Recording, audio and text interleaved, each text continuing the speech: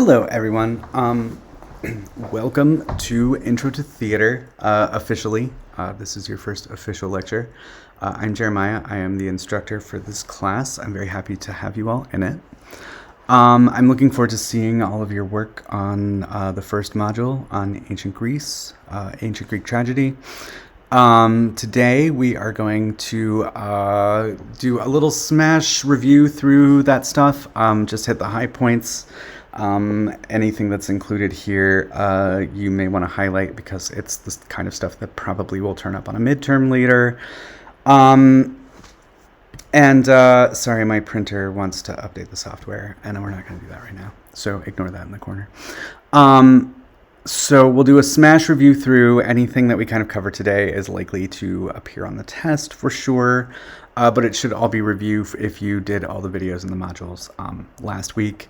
Then we're going to move on into spend a little bit of time on Greek comedy, and then we're going to move to Rome, where we're going to talk mostly about comedy, a little bit about tragedy. And then we'll move on to medieval Europe very briefly because it is my least favorite part, and I don't like to spend too much time on it, and probably neither will you. And then we'll take a little side trip to India, and if we have time, to Japan, but I don't think we will because I don't want to make this too long for you. Okay, so some things I want to review from last week. First of all, hopefully everybody has read the syllabus. As stated there is no textbook for this course. This is an intro course, an appreciation course. My personal philosophy on it is that theater is meant to be viewed, to experience, not to be read. If you're an actor or a director or a producer, yeah, of course you have to read scripts. That's just part of the job. But the theater is not what's in the script. The theater is what becomes of the script when it is enacted by people. So I will give you viewings whenever possible as far as plays go. There may be some supplemental readings that I'll upload. There'll be short essays, chapters from books, stuff like that. But you will otherwise mostly watch. I'm a big believer that that visual learning and audio learning together are the best way, and YouTube is an incredible teaching tool that we should avail ourselves of, and I try to whenever possible. That said, some of the actual pieces of theater that we will have to view, you are on your own to watch, and some of them are only available on a proprietary streaming platform, or you can rent them from Amazon Prime. I will try to tell you where they are available whenever that is an issue. If you can get them somewhere for free, I will try to ferret that out for you and let you know, like if it's on Pluto. Because you run into this issue where sometimes like Pluto or Freevee or one of those will have like 4 seasons of a show, but like only 4 of the 10. And so it's something that you have to be mindful of. With movies and stuff, it's not such a big problem, but if stuff that's made for TV, which a lot of filmed plays are, that stuff gets a little wonky. You are welcome to use and beg and borrow from family, friends, whoever, if somebody has. I know one of the pieces we watch is only on Apple Plus, so if you don't have Apple Plus and have already exhausted your 7-day preview because you watched something else like the morning show or something last year, I totally get it, and no judgment because I've definitely been there. But do what you can. If you run into an issue where you absolutely can't access something, I will have access to everything that we're watching, so if worse comes to worse, maybe we can figure out a way for me to we can do like an online watch party for some stuff one night if we can get a bunch of people to agree on a night. That's what's tricky. But that should be the only expense you'll incur in this class. And again, if you're having trouble accessing something, we can make a plan for possibly like online streaming party one night so everybody has access to something. I've tried to find as democratic of stuff as I can. So you have now had experience with the module. The way the modules will work is There will always be a lecture from me. There will always be some kind of supplementary readings or videos for you that provide some kind of historical context. There will be the piece that we view itself, and then there will be the assignments that you're responsible for, which in every module will be the essay question, the discussion posts, and the quiz. Quizzes total together for the whole semester, 10% of your grade. Discussion post is basically your participation grade, your attendance grade. So that's 10% too. I know I've said that you have to post an original comment and then reply to 2 other people. And that is true to get full credit. That's absolutely true. But I would say at least 2 people. And since this is an online course, I would encourage you to use that discussion board as a place where you communicate with each other, where you ask each other questions, where you help each other understand things, clarify ideas. I'm also happy to help. And if there is activity in the discussion board, I will also peruse the discussion board and answer questions where I can be helpful. So that's that. And then the essay questions make up, I think it's 10%, right? So if you have to miss one week, like because something comes up, life gets in the way and you don't get to it. Same with the quiz, which is 10%. And you just don't get to it. It's, the like 2.14% or 1.84. I'm recording right now, so I can't pull up the syllabus itself. But it's a very small amount of points if you miss one. The problem you run into with them is if you start to miss multiple assignments across multiple weeks, then you're in very real problems because those 1.84s or whatever start to add up and can total a 10% deduction. So if you start at 100 just from missing assignments, you've dropped yourself already to a 90. You're at a B. Just be mindful of that. But if you have to miss something, and again, late work is accepted for 5 days. It's 5 points off for every day, starting at midnight that night. So it's progressively going down half a letter grade every day. And after 5 days, I don't accept it. Extra credit for office hours. This is an online class, and I do this even with my in-person classes because nobody ever comes to office hours, even though they're there for you. And I get it. I never went to office hours either, so I'm not really judging you. But I do a program where, like, if you come to office hours once during the semester, I will drop your lowest quiz grade. So say you had to miss a quiz for some reason and you got a 0. Now you come to office hours and that 0 just turned into a 100 because I overwrote it. So that is something you can avail yourself of. I do office hours for this class on Zoom. My office hours are Tuesday and Thursday afternoons. It's in the syllabus exactly what time. I think the syllabus, it was incorrect. I think it only said Thursday, but it is Tuesday and Thursday. I'm available on Zoom, and if by appointment, and if anybody is local and prefers an in-person meeting, I don't have an office per se. I work absolutely everywhere. I'm based out of Chesapeake, because the theater department's in Chesapeake, but I work everywhere and online. But if you are in the 7 cities area and want to meet for coffee because you prefer face-to-face, I'm happy to buy you a cup of coffee. So whatever is clever, whatever works for you, extra credit for office hours. I just want to see your face and chat with you at least once this semester.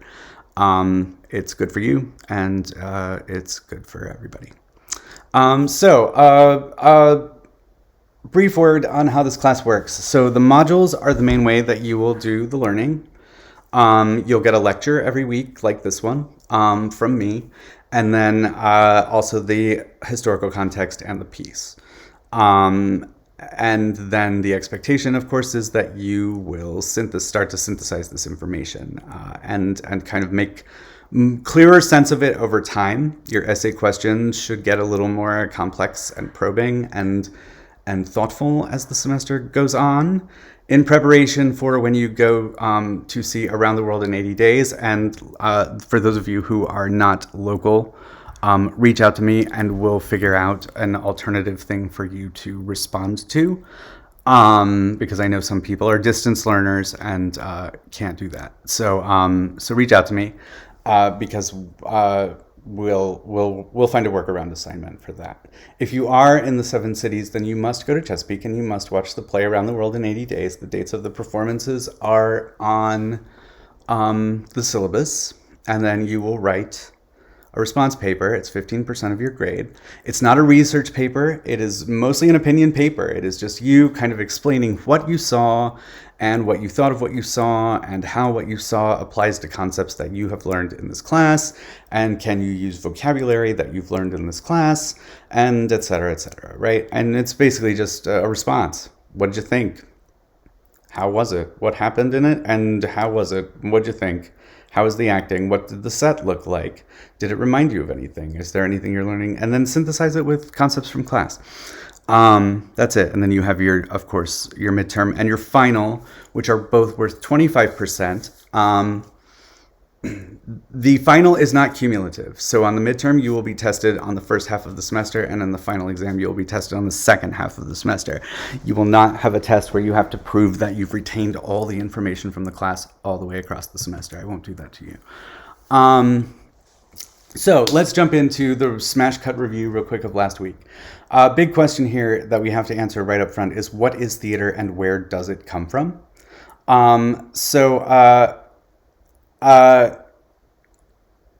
There are a lot of ways that we could describe theater, and I think most people, if you ask them, they would talk about like red velvet ropes and red curtains and gold tiebacks and big plush velvet seats, and the curtain either like kind of parts in the middle, or it rises quickly and then crashes to the stage dramatically at the end, and like yes, that is theater. That is a type of theater. That is a place of theater. But it doesn't define all theater all the time, because you can have theater at a gas station. You can have theater in an abandoned warehouse, and people do. You can have theater in an elementary school cafeteria, and most like elementary school music teachers, at least in this area, I think probably still do. You can do theater literally anywhere. There are black box theaters, which are literally just like big rooms that have been painted black and had a lighting grid and seats put in them, and now it's a stage, this room, and you can do all kinds of stuff in there. It's a very flexible space. You can move the audience around, you can move the actors around, you can have the actors in the audience in the actors. Still theater. The thing that separates theater out from everything else is the idea of liveness. It's live. It's happening right now. It's being embodied, and it is right in front of you, and you have like a fly on the wall view for it as an audience member, or you are being watched by a lot of eyes as a performer. Theater is very closely related to film. In that way, on a film set, there is a bit of theater. There are actors doing a small bit of theater, scene 37, take 8, right? And their audience would be the guy holding the boom mic and the guy behind the camera and the director who is watching intently. And then they yell cut and the theater is over. But if they take that print, then they put it on film, and we see an archive of that theater, but we don't really see the theater. And that's what separates film from theater. Film is an archive of a theater event, really.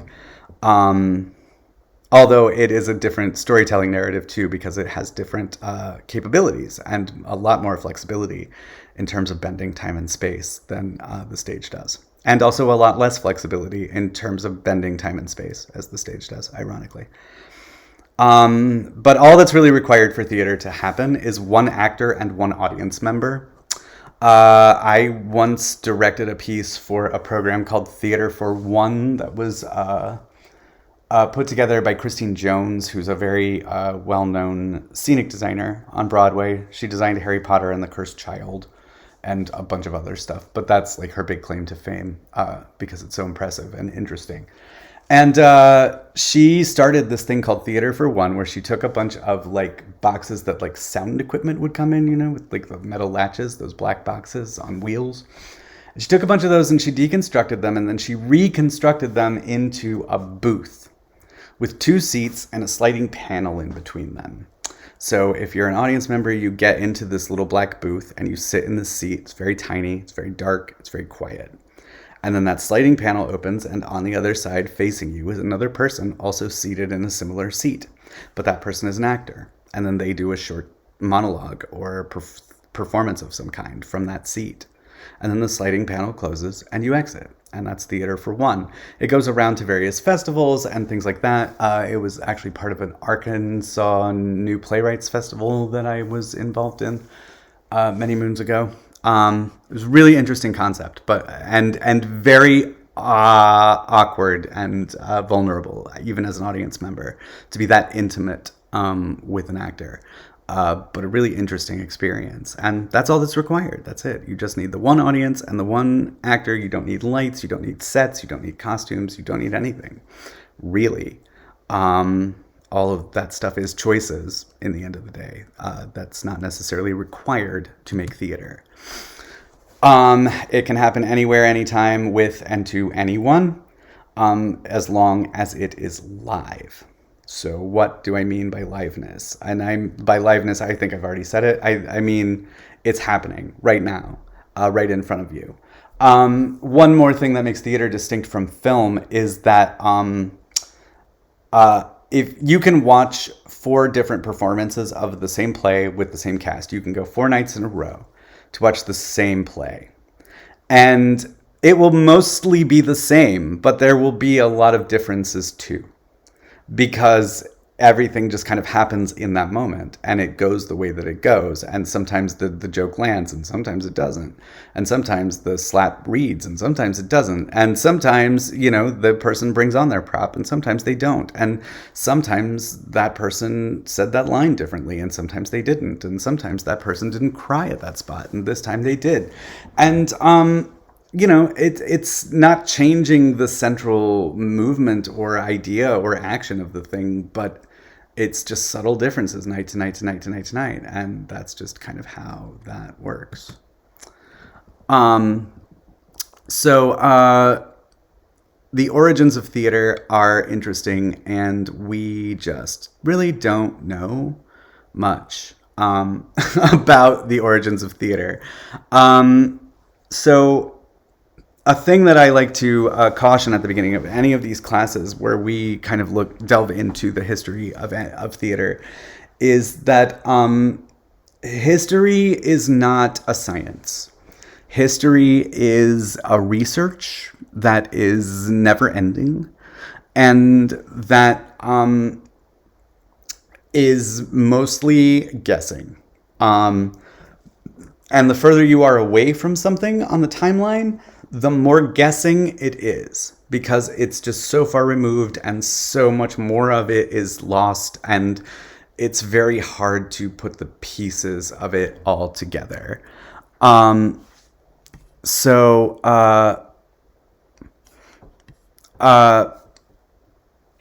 There is a branch of study in you were always exposed to it in grad school called historiography, which is the study of how the history is written, and that's because it's important to kind of look back and try to remind ourselves that we're guessing and that we do get things wrong, and the record does have to get corrected from time to time.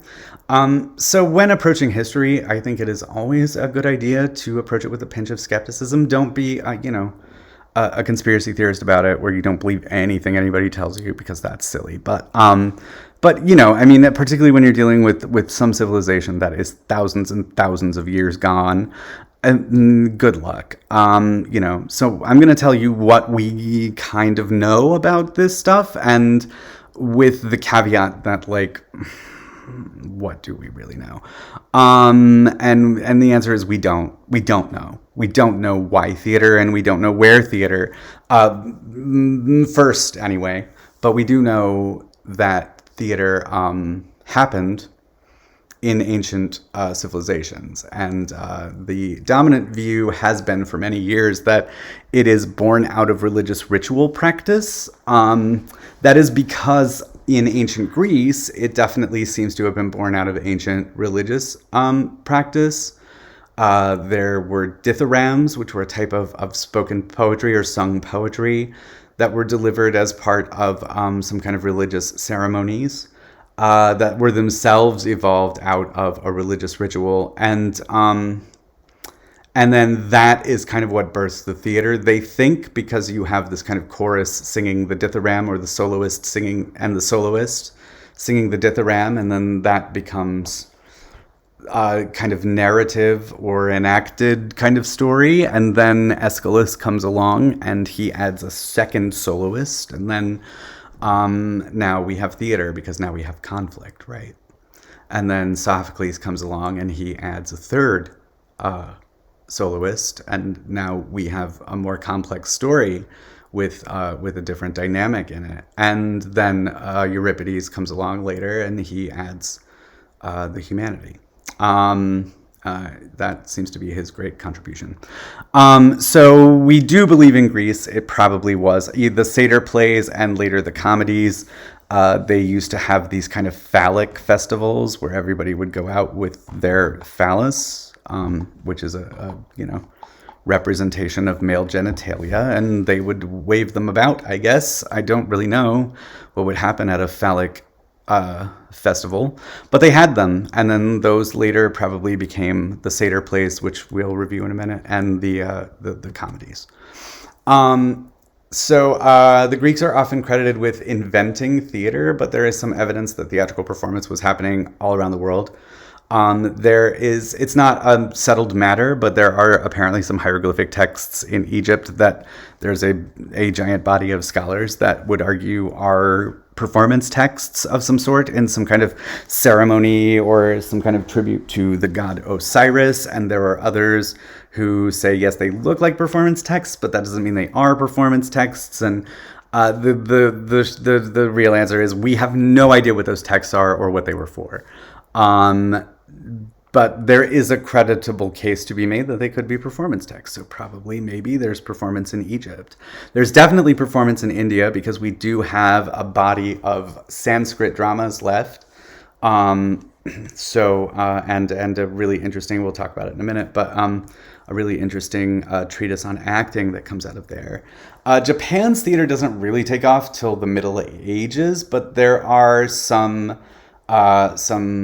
ritual things happening in Japan that seem to be pointing the way to the evolution of no theater, which will blow up in the Middle Ages. And then China also doesn't really take off till the Middle Ages, but again, there's questionable texts. We don't know what they are. We don't know what they're for. We just know they're there, and we don't know why they used them. So let's talk about ancient Greek theater.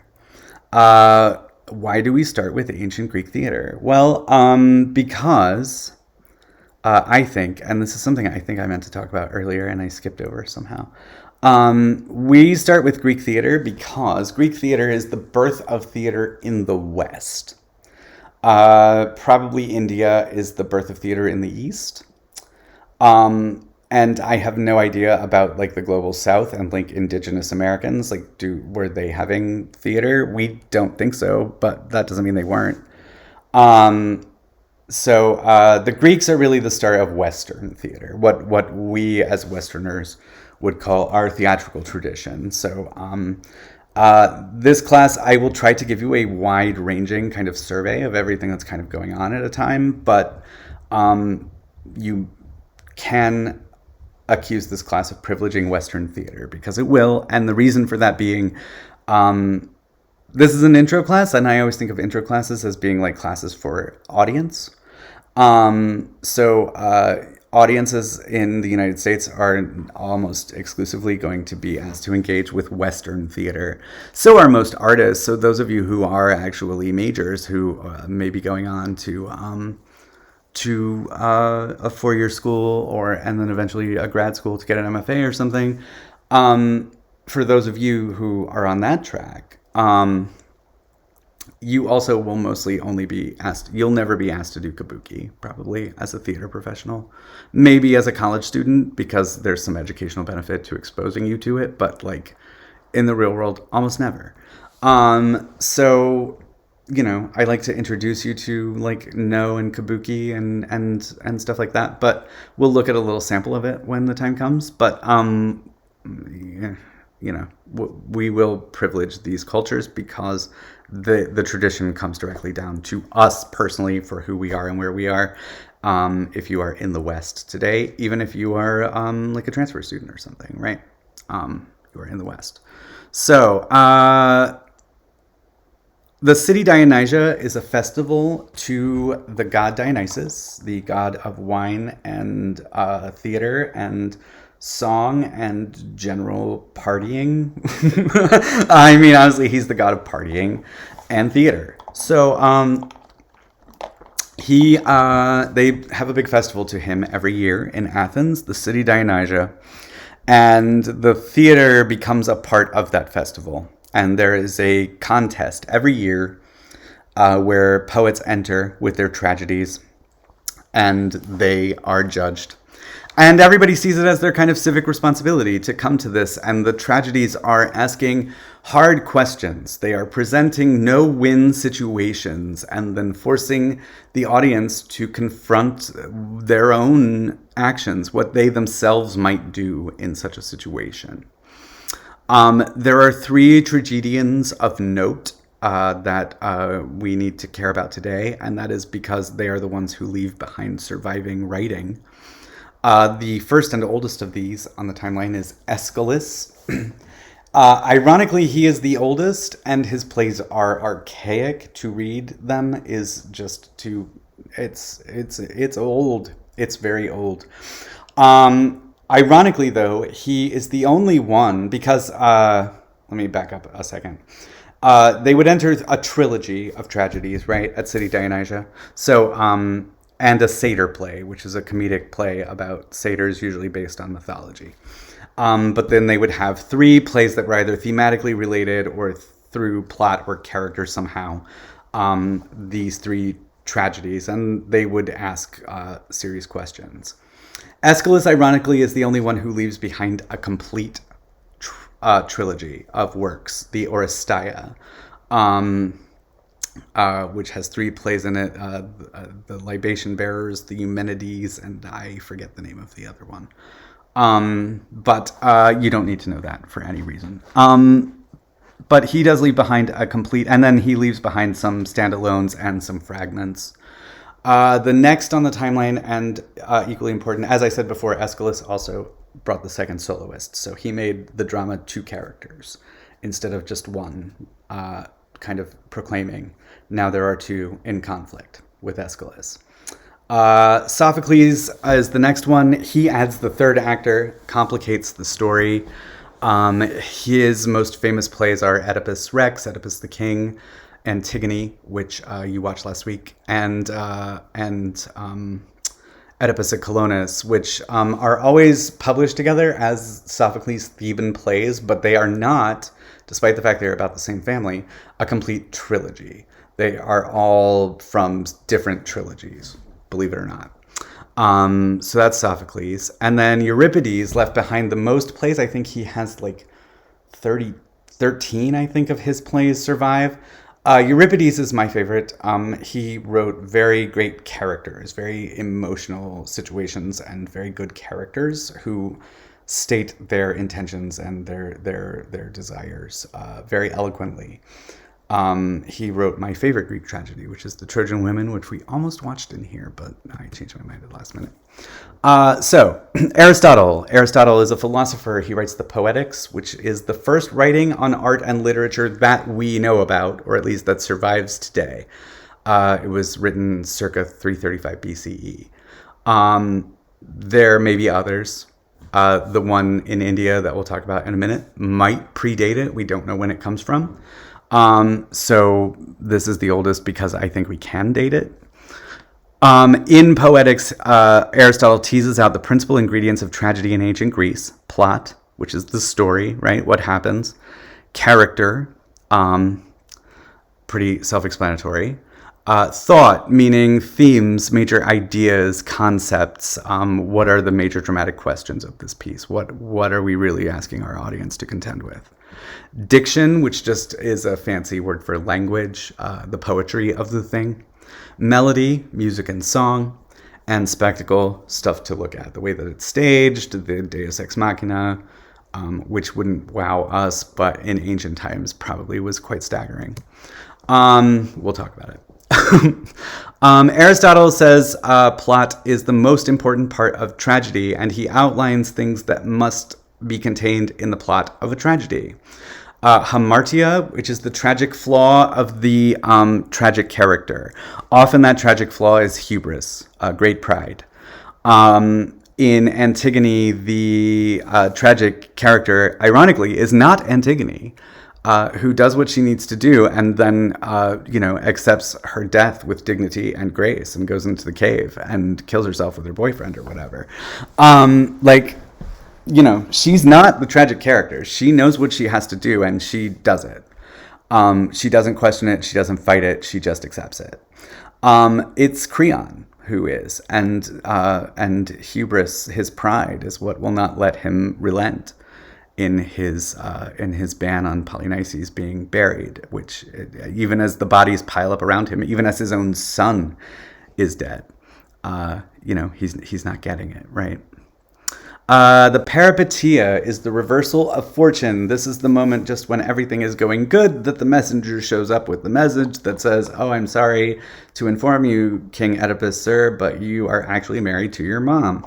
That's a reversal of fortune, right? Like, you just became king of Thebes, and also this is incestuous and bad. Reversal of fortune. I never say this word correctly, so I apologize. Anagnorisis. Anagnorisis is the recognition of truth, the moment where, whatever the outcome of this has to be becomes clear. Pathos is general suffering. Tragedy should be awash in pathos, really. The opposite of pathos is bathos, with a B. It's the same word, but with a B, and that's the kind of humor of the thing. So the smiley drama mask and the frowny drama mask are bathos and pathos. That's what those are. So pathos, suffering.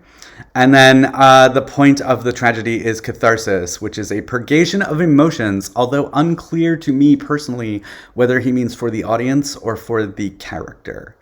I just think it's not clear. I will let you make up your own mind about that, but the idea is that there should be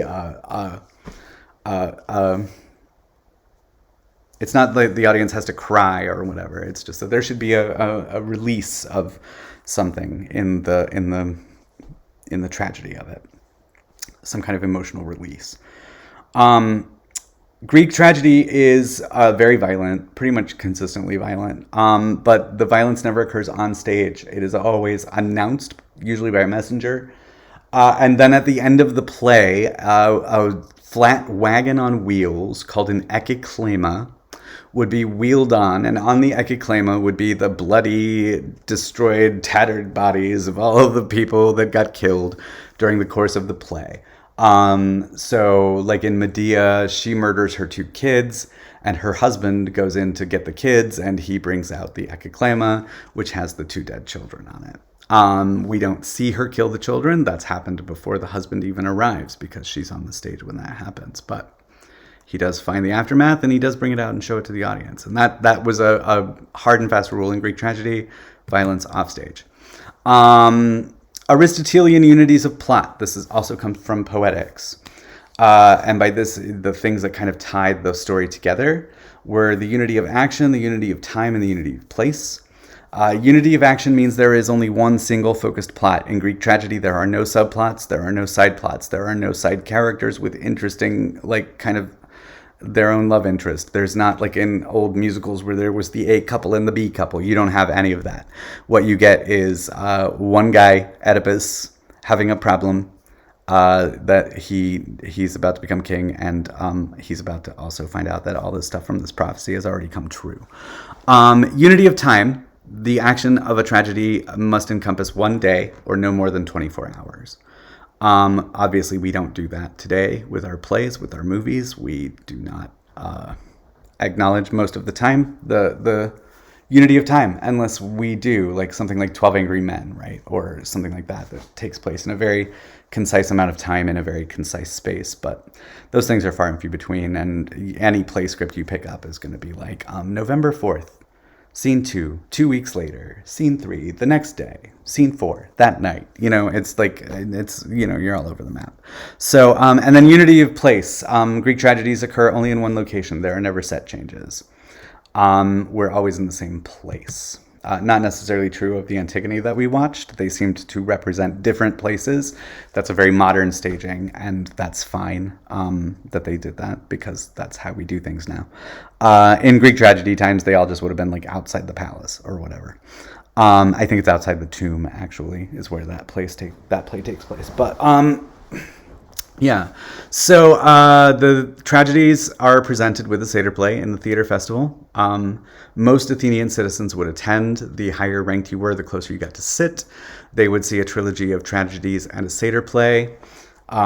We have one extant trilogy. We also have one extant Seder play. I want to say it's by Euripides. Don't quote me on that. Because I'm trying to remember off the top of my head, and I don't. But we have one Seder play that survives. The Seder plays basically were like a mythological story that everybody in the audience would have known, but where a bunch of satyrs who were like half men, half horse, or like half goat creatures, I guess they're half goat, really. They would come. Of course, they would be costumed with exaggerated phalluses, so like their genitals are hanging out. And they would just generally mess everything up by getting everybody drunk and trying to have sex with them. And that was the whole, like, ha ha ha ha ha of the Seder play. It was a different time, what can I say? Approximately 32 complete plays survived between 3 writers, Aeschylus, Sophocles, and Euripides. We have the most of Euripides. He was probably the most popular of the 3 in his day, and he certainly is beloved today, for sure. So let's talk a little bit about the Greek performance space. Not going to belabor this, although this image might be on your midterm, and you might have to identify these few things that are labeled. So might be a good thing to flag. So the amphitheaters in Greece are carved into the side of the hillside, and then that allows the seats to kind of rise up very high. It's an amphitheater. You've all been in one. There's one down here at Virginia Beach. It's not a steep amphitheater, but it is an amphitheater. Same principle here, right? It's very slanted. It's very raked. The bottom is much lower than the top is high, and the seats are raked and kind of stacked, so that everybody theoretically has a good seat. I don't think I've ever had a good seat at the Virginia Beach Amphitheater. But anyway, the actors then performed in masks. The mouthpieces of the masks were a little exaggerated so that it created kind of a megaphoning effect that would project their voices. And then I imagine, even though it's made of stone, when it's packed full of bodies, that shape of that amphitheater probably was very acoustically very reinforcing. So probably they did not have many problems with sound, would be my guess. And the ritual origins of Greek theater are perhaps most persuasive in the performance area itself, because what do we see at the center of the orchestra? So let's actually talk about this thing for a second. So this platform here's the audience seated here. This is the hillside that we're carved into. This is all dug out, and this is the bottom, this is the top. We're going down. Here we have the orchestra. It's a big stone tablet that is the center of the thing. The chorus would be on the orchestra. That's where they would be positioned. And what do we have at the center of the orchestra? Well, we have an altar. Well, what is the altar for? Well, we're not really sure, but probably it's a holdover from the dithyrambs and the religious origins of the thing, and the fact that this is part of a religious festival. So perhaps there was some kind of animal sacrifice beforehand or something that we don't know about. But, there is this altar there. So there is some kind of religion about somehow. We just don't know.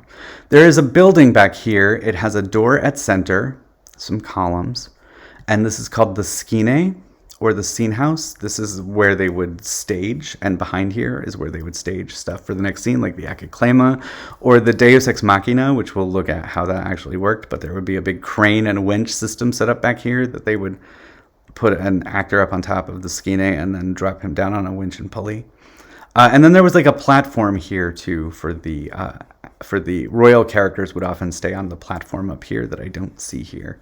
And then the chorus would mostly be confined to the orchestra, although I think sometimes the actors would come down to the orchestra too. And then the parados, which are the kind of wings, the entrances and exits into and out of the space. The messengers and stuff would enter through there. So that is the Greek performance space. Here's the Deus Ex Machina. Deus Ex Machina provides a neat ending to complex plots, right? Like, you kind of write yourself into a corner. What are we going to do? Everything is terrible. Everyone is dead, except this one guy who just blinded himself with a brooch or something, probably. So, what are we going to do? Oh, I know. We'll have the god Apollo come down and forgive everybody for their sins. And then, ta-da, everything is fine.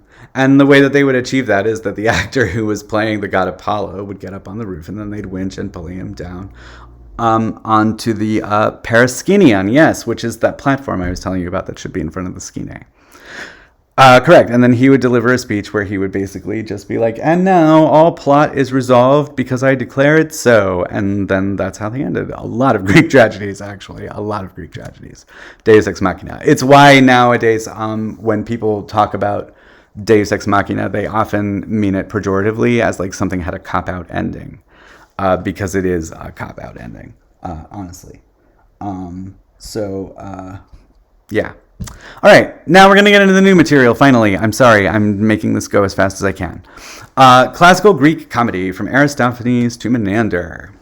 So at first there is no comedy in the city Dionysia, and that gets added into, there's a separate contest for comedy in 487 to 486, whenever the city Dionysia was held in that year, BCE.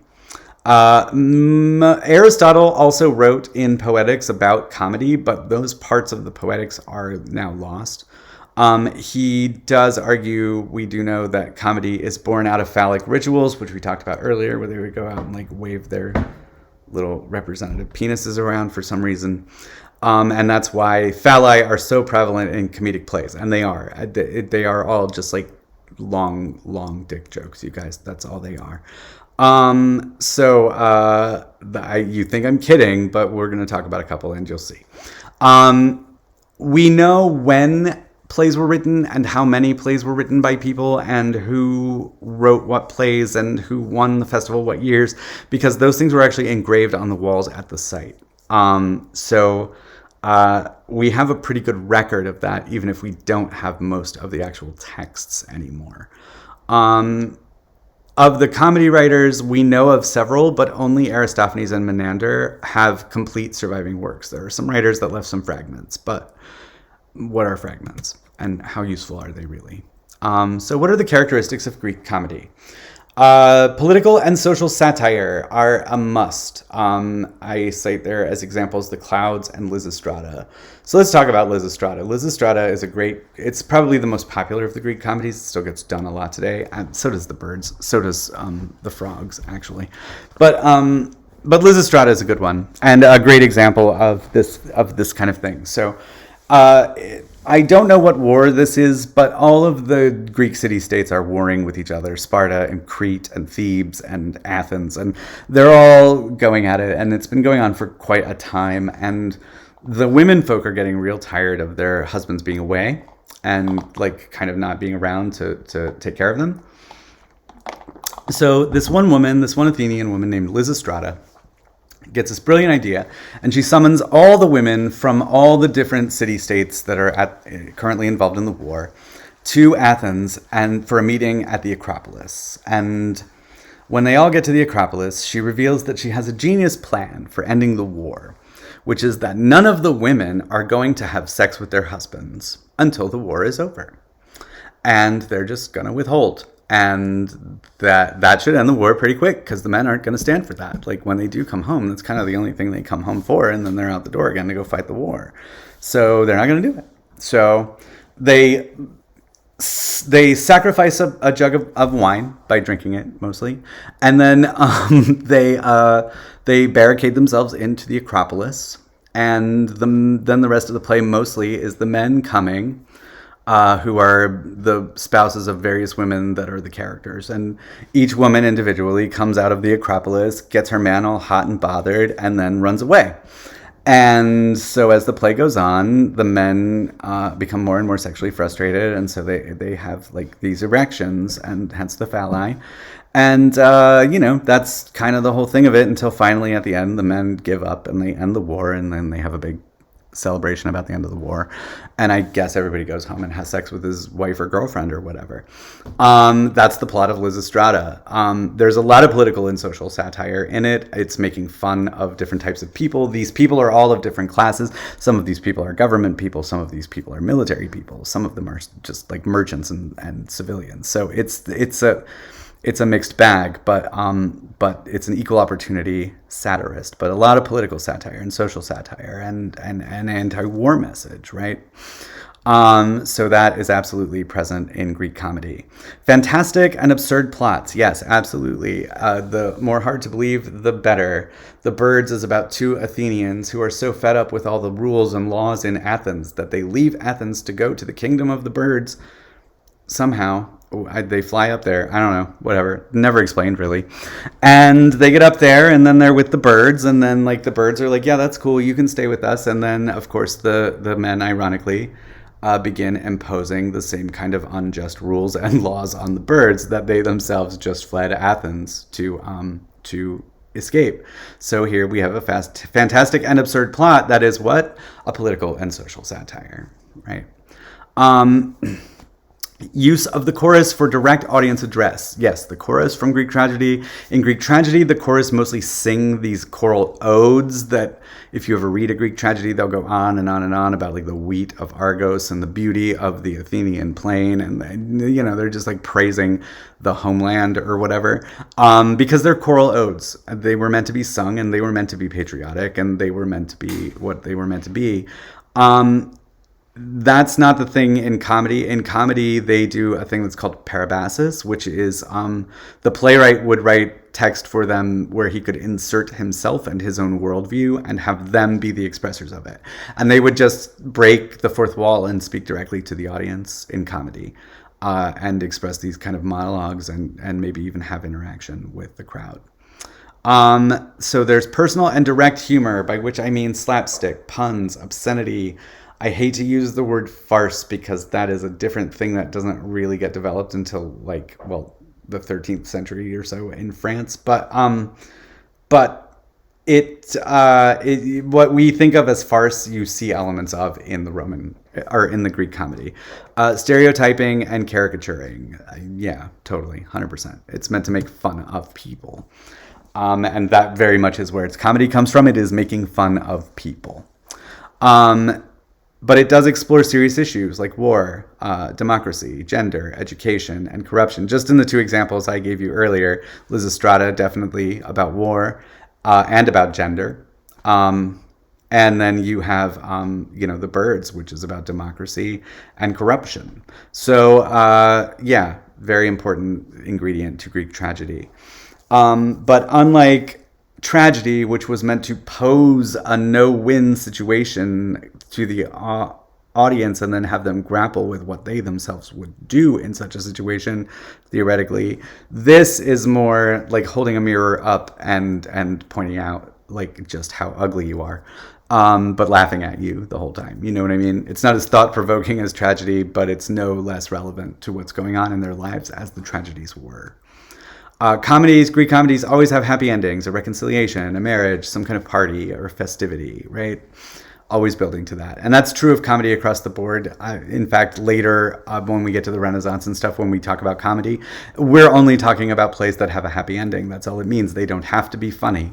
They just have to have a happy ending, and they're comedies. Shakespeare's comedies. Some of them are funny. Some of them are not funny, but they are comedies because they end in a wedding. But, All's Well That Ends Well is not funny. It's really bad, actually. Those people should get a restraining order against each other, actually. But I digress. So there are three periods of Greek comedy. There is the old comedy, Aristophanes being the best example of old comedy. There is middle comedy, of which we just have some fragments by Antiphanes or Alexis, and I have never read either of them, so I don't know. Lysistrata sometimes is considered middle comedy because it does focus on more kind of domestic problems in its way, but I just don't think that's true. And then new comedy, where we have Menander, where we have a bunch of surviving works, and also Philemon and Diphilus, who left us some fragments that I've never read. So 3 periods, old, middle, and new.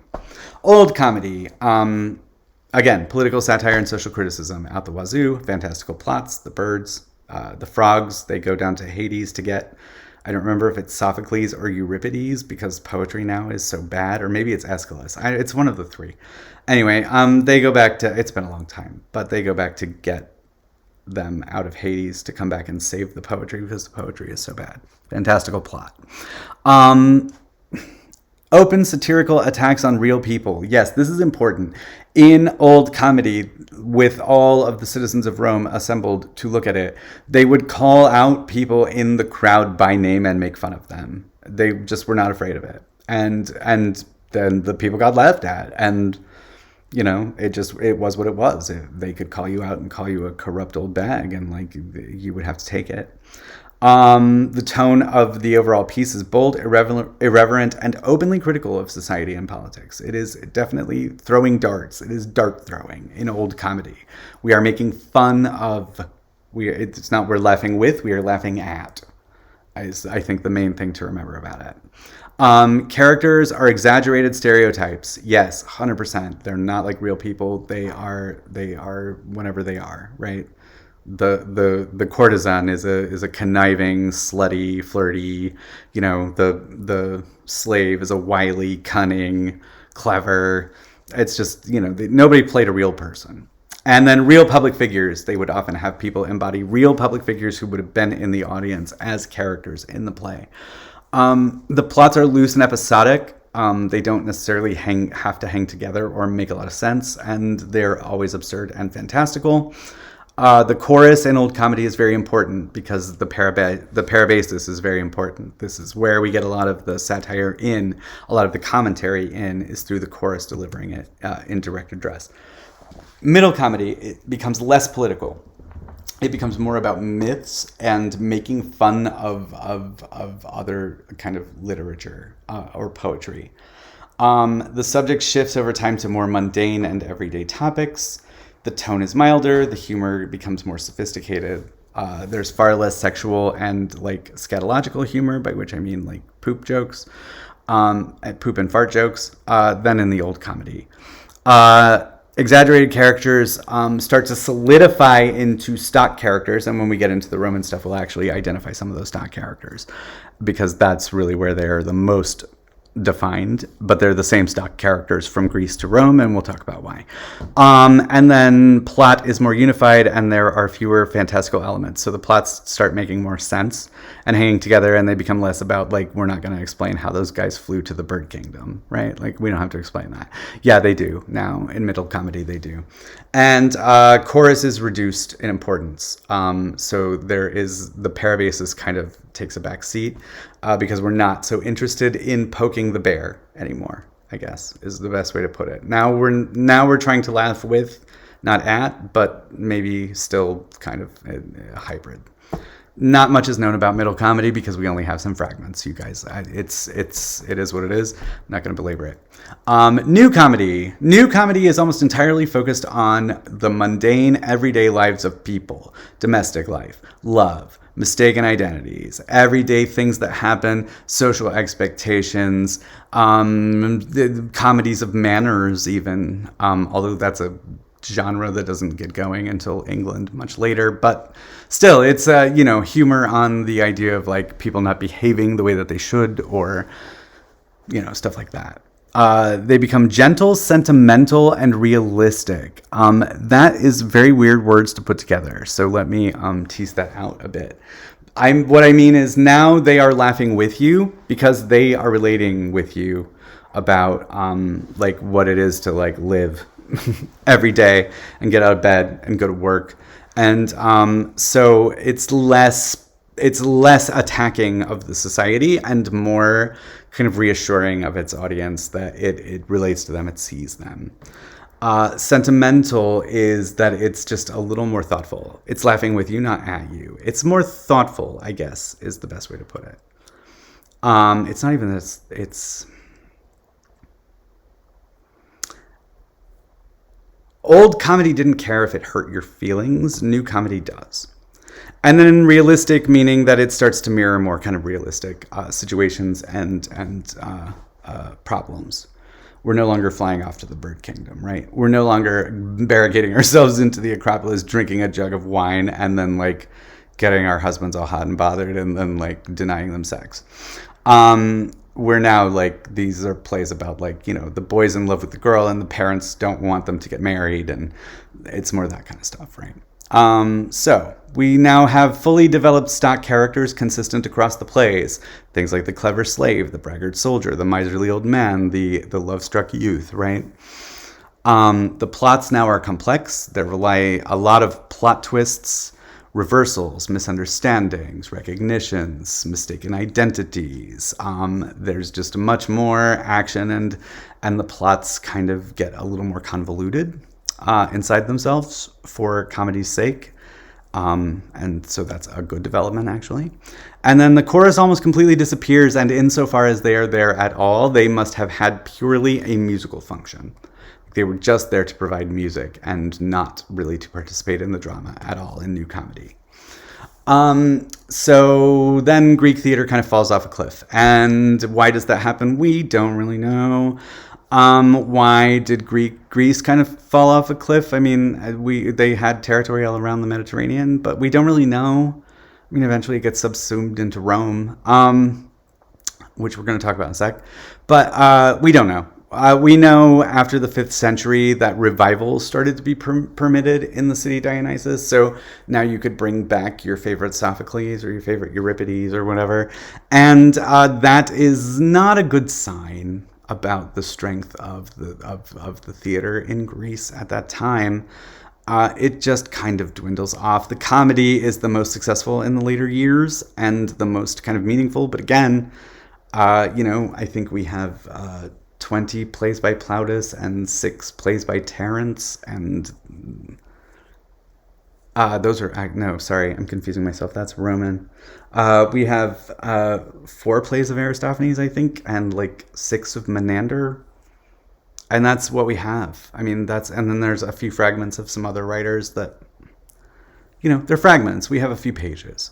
We don't know what that was or anything about it. So it just kind of falls off a cliff as far as we know, and we can't really answer the question because, again, skepticism. We don't know what we don't know when it comes to history, and this is one of those things that we kind of just don't know.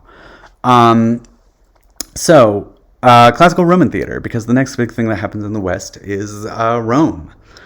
So Rome is initially founded as a monarchy.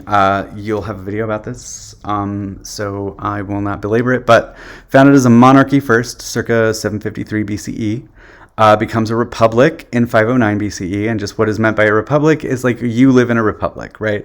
You nominate your representatives who then go and vote on your behalf on legislation, right? So it's in a republic, you send representatives to vote for you. We live in a republic in the United States. And that's what Rome was from 509 BCE until basically like, 241 BCE, when once the Punic Wars are over, really, is when it becomes an empire, and it's with the death of Julius Caesar, really. And then it's an empire for a long time, and et cetera, et cetera. What's important is that it had absorbed almost all of the Greek territory by 146 BCE, and in so doing, it absorbed almost all of its religion and culture as well. But it's not a Xerox copy. Sometimes the Romans get accused of like Xerox copying Greek culture, and they didn't. They were very choosy about what they brought in and what they didn't, and what they changed and what they didn't. But they did bring most of it right on over. So let's talk about ancient Roman theater. The first theatrical performances in Rome reported to have occurred in 364 BCE. There are claims and perhaps some scant evidence that there were performances much earlier than that. We don't know. We have a documented performance in 364 BCE, so let's go with that. Again, history is a guessing, and we don't know what we don't know. So we'll go with that because we do know that. We have seen documentation. Most state-sponsored theatrical performances were given as part of festivals called ludi, like the Ludi Romani. So this is very similar to Greece, like in the city Dionysia. Except in Rome, the spring festival celebrated different goddesses. The summer festival, Apollo, who was the god of the sun.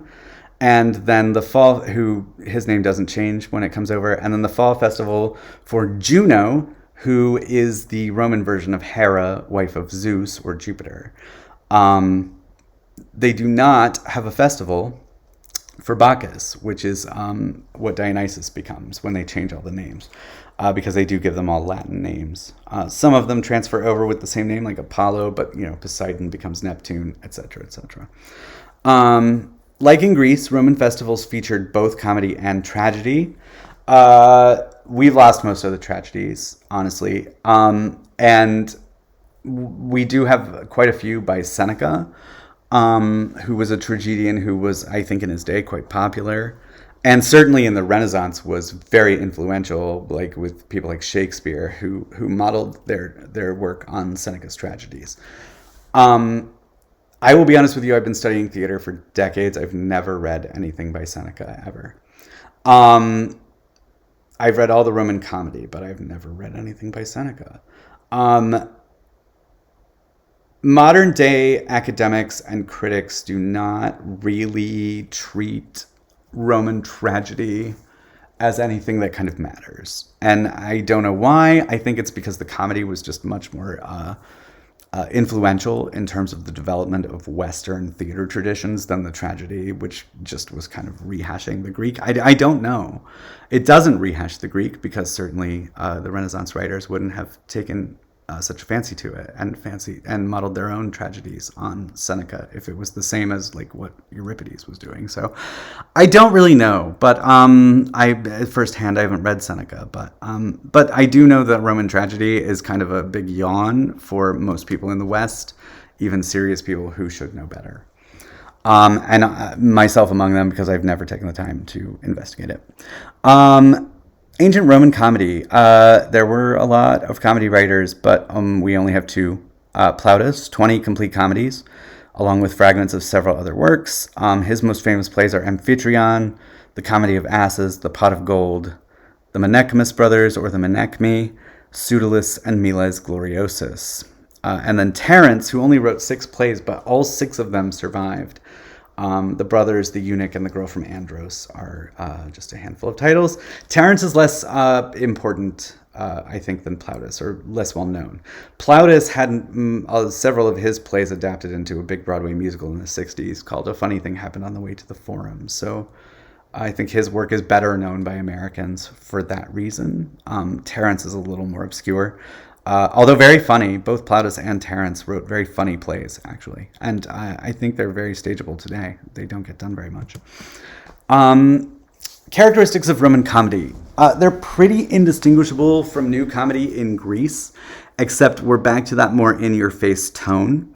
Not in the way that it is necessarily political satire that's calling people out or making fun of individual people in the audience, but there's much more lewd, sexual, and scatological humor. So a lot of dick jokes, a lot of fart jokes, a lot of poop jokes, a lot of sex jokes.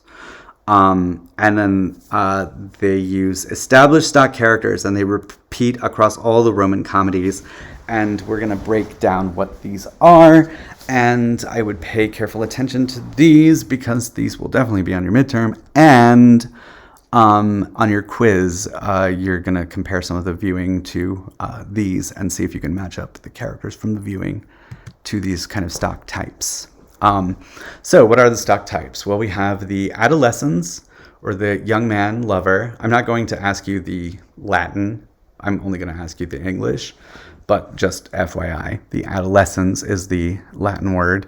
That's the young man or the lover, a handsome but naive young man in love with a girl he can't have, often a slave girl who is like a courtesan in training or has been betrothed, usually to the Miles Gloriosus, which is the plot of A Funny Thing Happened on the Way to the Forum. The Virgo or the Puella is the virginal maiden and the beloved of the young man. She's the object of the young man's affection. She's young, beautiful, modest, and idealized, often a slave or a courtesan in training. But she is always a virgin, so she's never been a courtesan or a prostitute. She's only just learning. She hasn't done it yet. That's very important. Then we have the Senex, the old man. He's typically the father of the young man. He can be either stern and authoritarian or foolish and lusty. Like, it just depends on the play. Often competes with the foolish and lustful one often competes with his son for the same girl. This is something that happens in A Funny Thing Happened on the Way to the Forum. The Matrona, or the wife. She's the respectable wife of the Senex. She's often domineering, nagging, or jealous, but she is morally upright. So she's a little bit of a religious hypocrite, kind of, or morally self-righteous anyway, and usually domineering or nagging or jealous. Service Calidus, the clever slave. This character is usually the main character. They're the trickster and the brains of the play, witty, scheming, and loyal to the young man, always. And often outsmarts his master, who is actually the old man, right? Because he's actually the slave, is owned by the old man.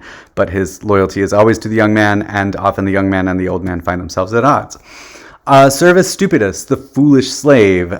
He's the comic opposite of the clever slave, where the clever slave is smart and wily and gets out of scrapes. This guy is clumsy and cowardly and does all the slapstick bits. Then you have the Leno, or the pimp procurer, the greedy, sleazy owner of the slave girls. Often the main obstacle to the young man's love, and usually he gets tricked or cheated at the end, and that's how we get to the resolution. The Meretrix is the courtesan or prostitute. This is the experienced courtesan prostitute.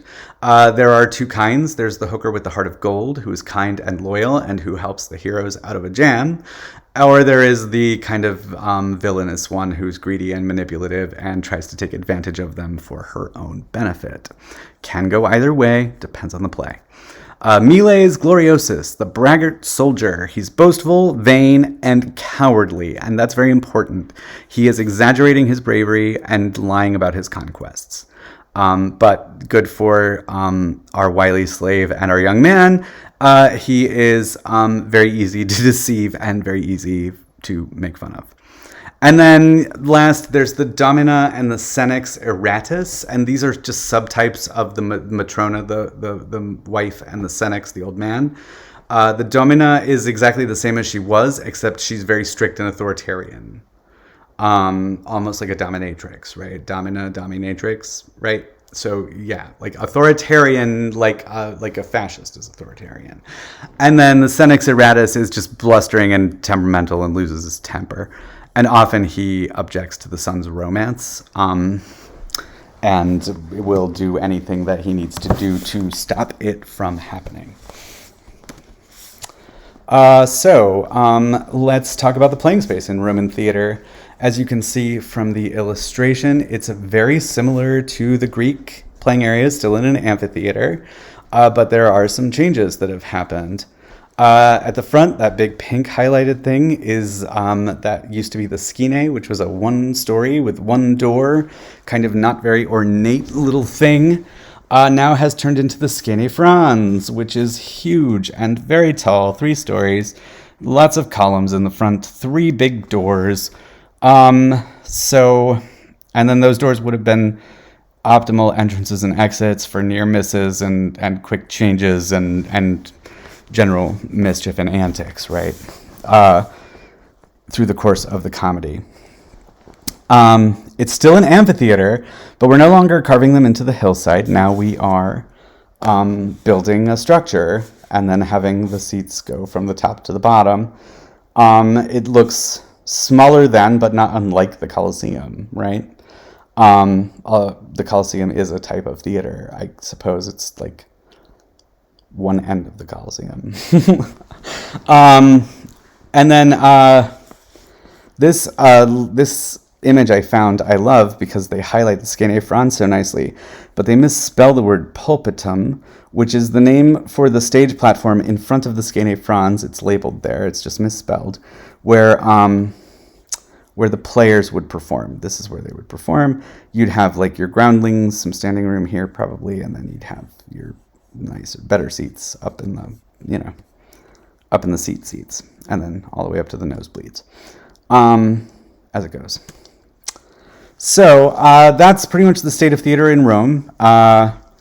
Its place in society weakens. Rome was hostile to actors because they just didn't think they were good people. And they were also hostile to Christians. Christianity was a new thing. It was kind of the new sensation that was sweeping, several nations. And at this point, and the Romans were not having it. They actually occupied Judea, which was Palestine then. At the time of Jesus' crucifixion, it was actually the Romans that did that.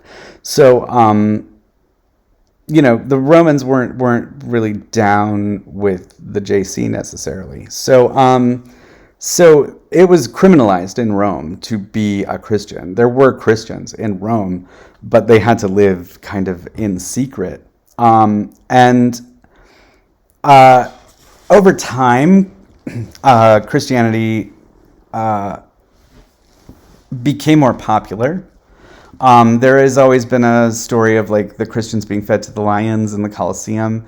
I don't know that there's really much evidence that that actually happened. I've heard that there isn't. I've never actually looked into it myself, but because people being fed to lions isn't really my cup of tea as far as a research subject goes. But I don't know, but I think that's a bit of hyperbole, probably through the years, just to kind of make it known how much the Romans hated the Christians. But they did hate them that much. But Christianity still gained in power and popularity. The Christians grew to loathe the Roman comedy because they were not allowed to be Christian or to engage publicly in any kind of Christian behavior. They couldn't pray or anything. And then they would go watch these plays where like these characters, these actors in these Roman comedies would say Christian prayers and mock them. And like they were like, how do they get to do it and we can't do it? That's not fair. And so all of this eventually leads Emperor Constantine in 313 CE to finally decriminalize Christianity. And after that, Christianity just kind of expands broadly throughout the Roman Empire, and the theater just falls more and more out of favor. It's just the Christians and have never really loved theater, as you'll see as we move through some of the historical eras. They've always had kind of a complicated relationship. And this is, I'm sorry, I misspelled Christianity on this slide, by the way. Typo. Sorry. Anyway, it gets bigger, it expands more broadly. And it is one of the main contributors to the fall of Rome, though not the only, because there was internal corruption and conflict, a threat of marauders, specifically Visigoths at the border, who were threatening to invade. And then they did, and they sacked the city of Rome, and then thus fell Rome. Now, the Roman Empire had permanently split in half in 395 CE. So there was a Western Empire that was based in Rome. And then there was an Eastern Empire that was based in Constantinople. It's another error. The Western Empire was based in Rome. Sorry about that. The Eastern Empire in Constantinople. I must have been editing and been clumsy. So they had two different emperors. So the Western Roman Empire falls when the Visigoths invade. That happens in approximately 476 CE. But the Eastern Empire continues unabated for another 1,000 years, and it was known after the fall of Rome as the Byzantine Empire. I'm sure you've heard of it. And was there theater in the Byzantine Empire? Yes, there absolutely was. We have record of it. Do we know what it was or what the plays were like? Not a clue, because none of it exists anymore. We don't have any of it. And so we know that there was. We don't know what Byzantine theater looked like. We don't. I mean, it was Roman comedy in the beginning, but what does it become later as it kind of develops on its own for another 1,000 years? Don't know, because when the Byzantine Empire collapsed, all of these texts somehow were lost. It's a shame. India. So is a theater tradition in India that dates back to ? We have absolutely no idea how far back the performance tradition in India goes. We have a bunch of Sanskrit plays, an entire canon, really, of Sanskrit drama. The characteristics of Sanskrit drama feature stock characters, elaborate narratives, very complicated narratives, and they typically have a happy ending. And there's a bunch of them. We don't know when they date from. We don't know when it started. We don't really have any idea when these writers lived. We don't know when these plays date from. They could be much, much older than Greece, though. Or they could not be, too. We just don't know. There is a Sanskrit text that is epic and awesome called the Natya Shastra. And the Natya Shastra, again, don't know when it dates from. It's in Sanskrit. It's very old. It's like a very in-depth writing on how Sanskrit drama should be performed. So it has very specific instructions, or like outlines very carefully what good acting in the Sanskrit drama is, and then it offers all the different ways, say, that like you can move your nose, and what those different movements of the nose signify in terms of emotions that you can play. And it's a very long text, and it's a very in-depth text, much more in-depth even than the Poetics, or Ars Poetica, which is the kind of dramaturgical philosophy that comes out of Italy, Rome, which we didn't really talk about, and you won't be tested on. But the Natya Shastra may come up on your test because it's fascinating. It's absolutely fascinating, and we don't know when it's from. We have no idea when it's from. So let's very briefly talk about medieval drama, because I hate it, and then we'll be done. Medieval drama. Theater finds Jesus, gets reinvented by nuns, and becomes a pageant of amateur theatricals. That is what I think of the medieval drama. This illustration, though, we'll come back to, probably. Okay, so the Middle Ages. Once upon a time, these were commonly referred to as the Dark Ages. There are many academics who will look at you side-eyed if you call them the Dark Ages, because they really weren't as dark as it says. The reason they were called the Dark Ages basically is because Rome had a gigantic empire. It spanned from Italy, really east of Italy, all the way to modern-day Israel. All around the Mediterranean, and I mean on just a ring around the Mediterranean, really, and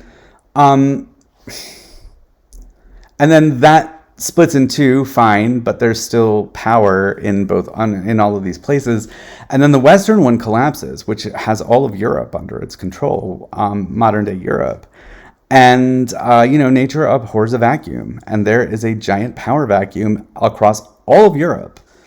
And what ends up happening is that the Catholic Church, which has grown in popularity over this time from ancient Rome to the beginning of the Middle Ages, steps in to fill the power vacuum. And they basically become the most powerful kind of force in Europe at the time. And I mean all of Europe.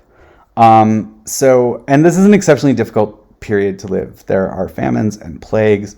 Europe is just torn apart by war. This brilliant civilization has collapsed and left what in its place? A power vacuum, right? The church has stepped in, and now we're all going to church and listening to the Latin Mass all the time. Theater is outlawed for a while, like 500 years. And, nothing much is happening. There's no leadership, so the Catholic Church becomes the leadership. Theater disappears for hundreds of years. It's something on the order of like 500 years before it comes back. But when it does come back, it comes back as part of the Mass. It's incorporated into religious services. It comes back as part of the Mass. Probably sometime around the 10th century is when it comes back, and it's believed to arise out of the performance of the Easter Mass specifically, and it is the Quem Quiritas, literally, whom do you seek? And this is a very short reenactment of the three Marys: the Virgin Mary, the mother of Jesus, the Mary Magdalene, the disciple of Jesus, and the Mary everybody forgets about, Mary of Bethany, sister of Lazarus, who Jesus brings back from the dead, who is also a disciple of Jesus and a friend of Jesus. And they are the ones who go back to the tomb to wash the body on the third day, right? And they're the ones that are told that he is not in the tomb because he's risen, right? So, and that's basically what this is reenacting. They approach the front of the church, and the pastor or the cardinal or whoever asks them, "Whom do you seek?" "Quem Quiritas," and each answers, "We have come to seek Jesus of Nazareth." And then they tell them, "Alas, he is not here, for on this day he is risen," or whatever. And that's it. End of play. The Mass continues. There's nothing else to it. It's part of the traditional Easter Mass, and probably originally the choir sang it. It was performed by two semi-choruses in the choir, and then later probably by priests or bishops, but later it became something that was enacted by congregates as part of the Mass. And that is believed to be the first theatrical performance in Europe after the fall of Rome, the first time that congregants did the Quem Quiritas in the Easter Mass. Believe it or not. So, let's talk a little bit about Hrotsvita, who is another important figure here. All the theater in medieval times, except for in France, where there is farce, which we may look at one in the third module because they're short and they're dumb, but they're funny. All of it is liturgical. All of it is religious. All of it. It's medieval theater is a little bit like eating your vegetables. I think it's why I don't like it.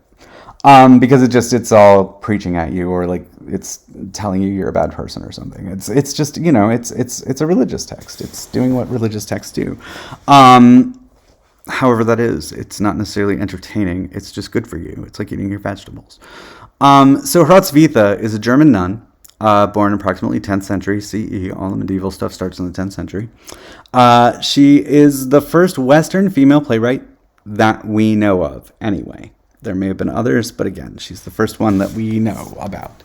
And she started writing plays because she really loved Terence, the Roman writer Terence, and his comedies, and she loved reading them, but she felt very guilty at liking them because they were wicked pagan plays, right? They're polytheistic Roman pagans, and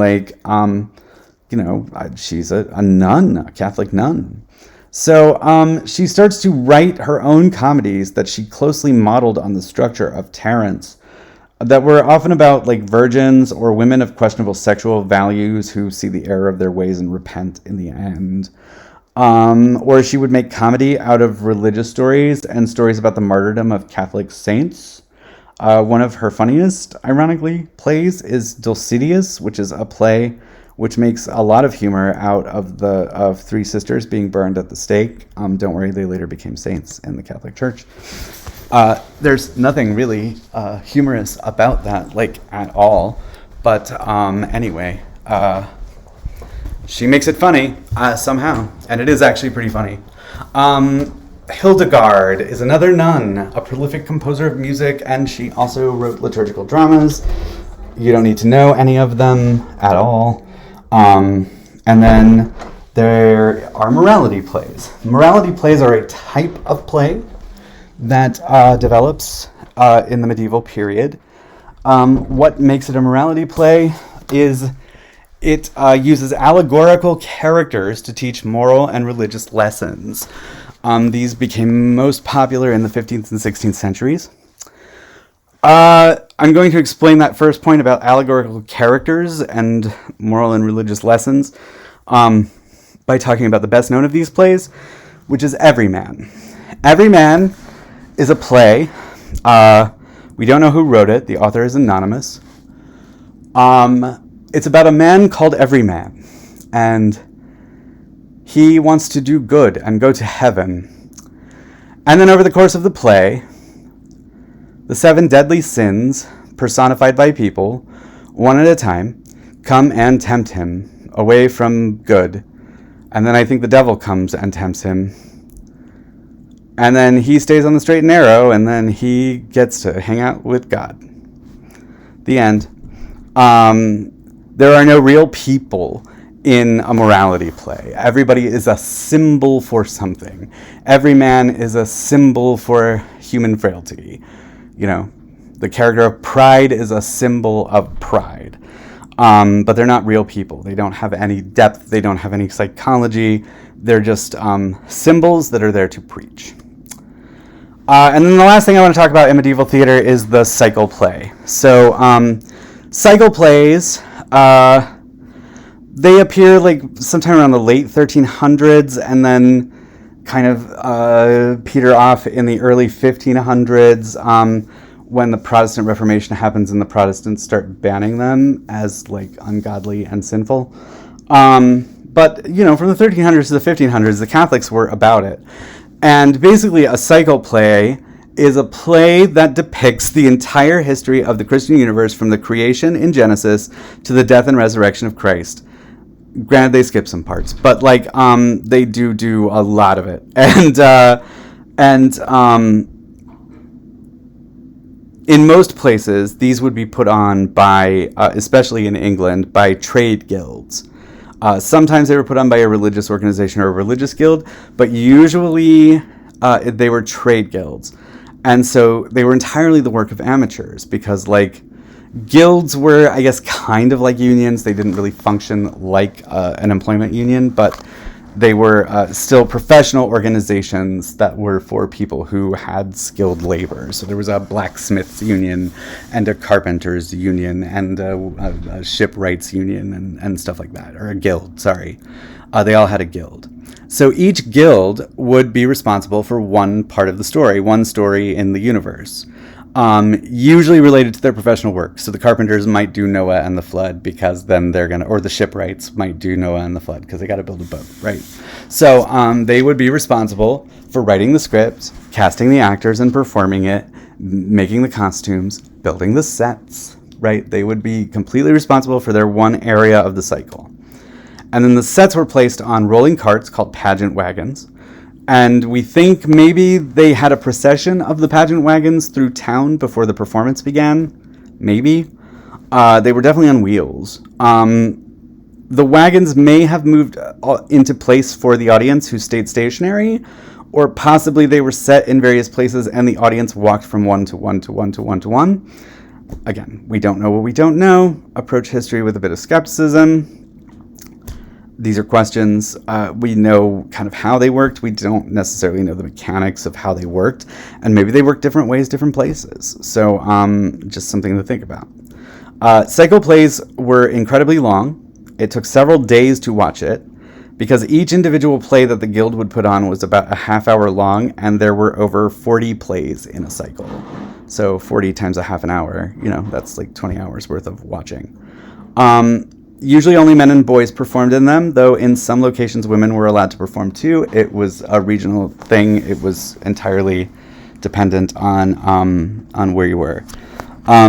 The authors of these plays, the ones that survive, what few do survive, are mostly anonymous. We don't know who they were, and they were mostly amateurs. So before we wrap up, I do want to give you a brief word on this week's module because this is kind of important because it's a little unorthodox what we're doing. So you have this lecture, you've watched it, boom. You should have probably already watched or are about to watch the video on ancient Rome, the 20-minute video. That's just to provide historical background and context because theater doesn't happen in a vacuum, and I think it's better for you to understand what's going on in the theater if you have even just a little bit of a hint of what's going on in the world, or at least in that society at the time that it's happening. I would suggest this about the modules generally because you will have a lecture like this every week, and then you will have your viewings or readings that supplement it, then you'll have the piece you're watching, and then you'll have your assignments. So I would say start with whatever videos or readings that I give you that give you background for historical context. Do that first, because everything's going to make more sense, I think, if you have that context in your brain when you go into the lecture, right? Then you watch the lecture. Then you can watch the pieces or whatever we're watching that week as examples of the form. And then finally, you can do the essay, question, discussion board, and quiz. You can do those in whatever order you like, however that works for you. I don't really care. I'm not here to tell you how to work. I would just say, in terms of getting the information, I would recommend doing the viewings in those orders, because I don't know, it would clarify it for me. You may find it's different, and you are welcome to do it however you want. That's just my suggestion. Take it with a grain of salt. So you may have noticed, if you've looked, we're going to watch 3 episodes from contemporary sitcoms this week instead of a Roman play. And you may be wondering, why are we going to do that? Well, for one thing, there are just no good Roman plays, no tragedies or comedies that have ever been filmed that are worth watching. Or certainly not ones that I would ever, in good conscience, subject on students ever. They're so boring and they're so old. So in kind of thinking about it, the way that I've always approached it, there is a funny thing happened on the way to the Forum, which is a musical based on Plautus, which did get turned into a movie, which I watch every year I teach this class. I watch that movie and think, well, maybe we'll watch it. And then I get halfway through it and I'm like, It compresses time, and we're going to talk about that, what I mean by that in a second. But I think it confuses more than it clarifies. This has the potential to do that too, but we'll talk about that in a second.